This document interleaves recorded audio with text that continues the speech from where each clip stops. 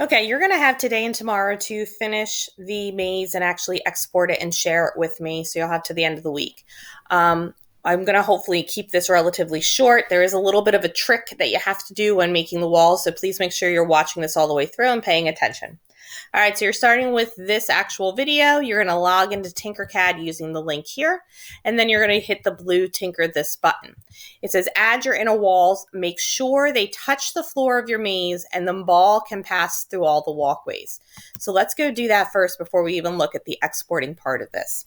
So when you link into your dashboard, okay, you're going to see your design right here. Do not click on the picture. You're going to just come up to this blue Tinker This button. This is going to take you directly into that design, bypassing that window that opens up uselessly. And you'll have the platform that you created yesterday. Now, if we think about the measurements here, we have our walls that are 10 millimeters high, and we have our floor, right, that's 2 millimeters high. And we're going to create an inner wall that's going to be slightly shorter than the outer wall. And we want it, however, to still really make sure that it's melded and stuck to the actual floor of the maze. So we're going to do a couple of different things here.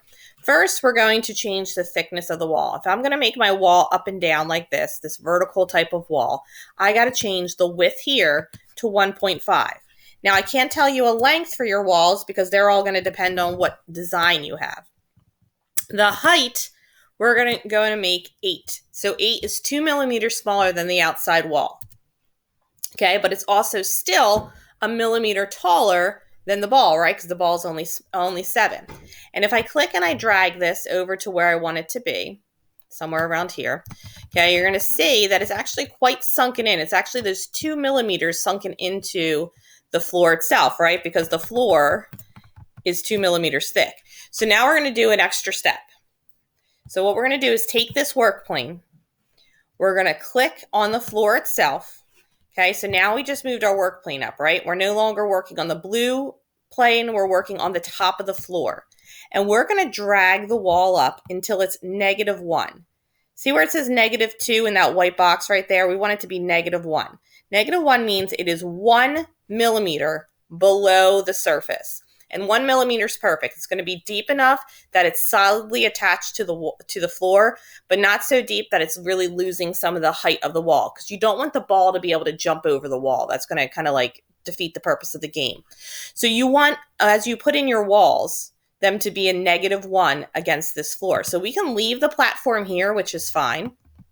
The easiest way to do this would be to duplicate the wall that you already have, because then it's going to stay at the height that you have it at, and then just rotate it from there. So let's say I want a second wall. I did a Control-D to duplicate. I'm going to walk it over. And now let's talk about rotating. So remember, we have 3 ways of rotating.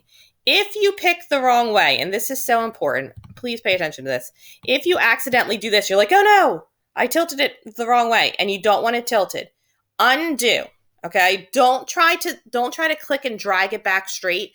You'll almost never get it perfectly straight back. So undo. So either Control-Z or the arrow right here to undo what you did, and that'll straighten it back out. Okay, so just be aware of that. If you accidentally do the wrong rotation, undo it before you go back to doing the right one.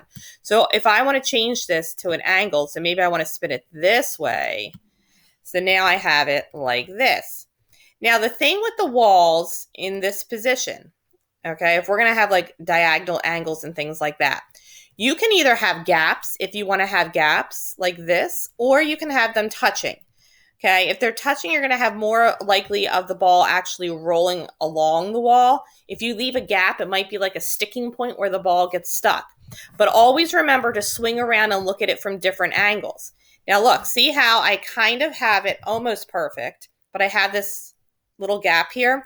Don't forget you always have the option of your snap grid. Right now, if I were to arrow this over anyway, it's moving 1 whole millimeter at a time.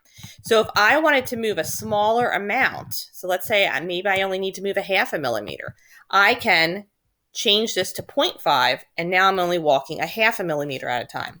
That even seems too big. So now I'm going to go down to 0.25, and that way I can kind of really make sure I get it exactly where I want it to be. So now you can see this kind of really matches up nicely.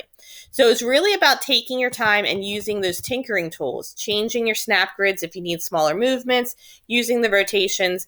And like I said, once you get that first floor piece on, I would absolutely recommend just duplicating the wall that you have and then changing how you rotate it. You'll always have a straight piece to start with, and then you can also use the angles, Control D, and then I just walk it where I want it to be. All right, so you're going to continue, use your Google drawing that you did as a guide for what your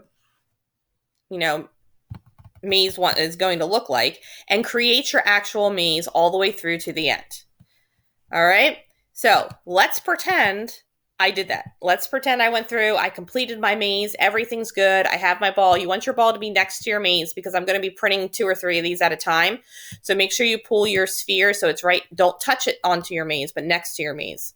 Then what we're going to do is we are going to name this. So coming up here, it's going to have some silly, hobgoblin or some crazy name. Click on it, change it to your name, and maze. So I put Maytag Maze. You can put your last name and the word maze, whatever it is, just so I know who it belongs to. All right. And then once you've done that, you're going to come over here and hit export.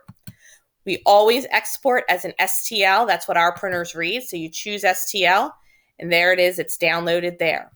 Now, if you notice in the assignment, it says export the STL file as shown in the video and attach it to the Tinkercad Maze assignment under templates.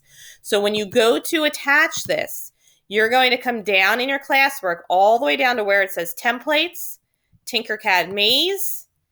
You're going to view the assignment, and then you're just going to add it here, right? Just like we do with everything else. So add a file, browse, and then it should be at the top of the list because it's the last thing you downloaded. It should say .stl, or over here, STL file.